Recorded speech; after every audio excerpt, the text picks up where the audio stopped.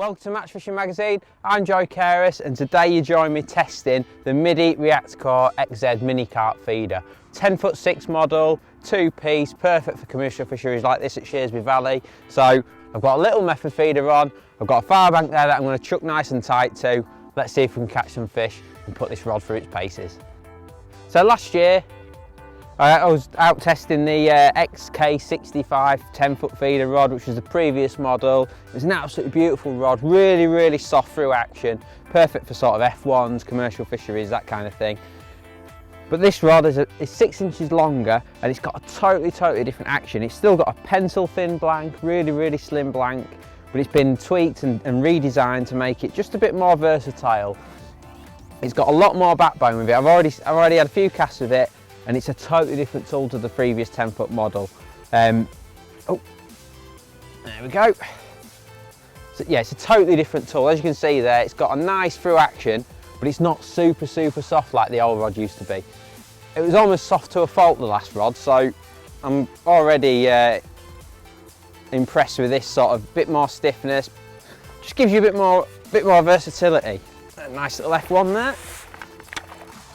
Look at that. Nick me bait. But this rod, you know, perfect for fish like that. Little F1s.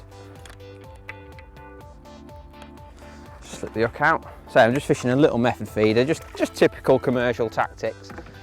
But it's 32 metres wide, this lake, and this rod's just punching this 28 gram feeder.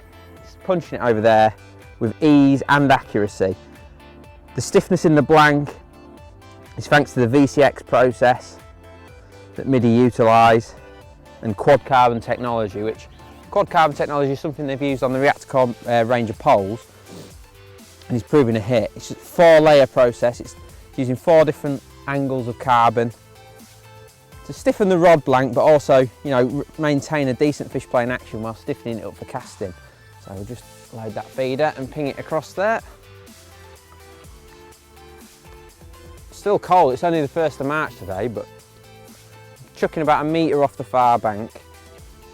I know they catch it when it warms up right up against the far bank on this lake. Often the matches here are only pegged down one bank, so you've got the option to chuck across, which is nice. But yeah, so it's a 10'6" model, which gives you a bit more versatility, I'd say. You've got the power there to chuck it on venues like the Glebe and places like that, where you've got like a 30 to 40 metre cast using a cage feeder. But then on your smaller venues, Lindome, this kind of place, you've still got, you know, that finesse that you need for those little short chucks. It's got a lovely little short handle. It's got, you know, it's just a comfortable rod to use. Speaking of improvements, as you can see, we've got the SCX guides there, smooth cast guides. They're like they're sort of angled forward, the guides, just to prevent any sort of crack-offs, any tangles or mishaps that you might encounter when you're feeder fishing. Look at that. Hey up. Nice little fish. These things are absolutely ravenous. That's like one of those little ghost F1s. Nice little fish, once again.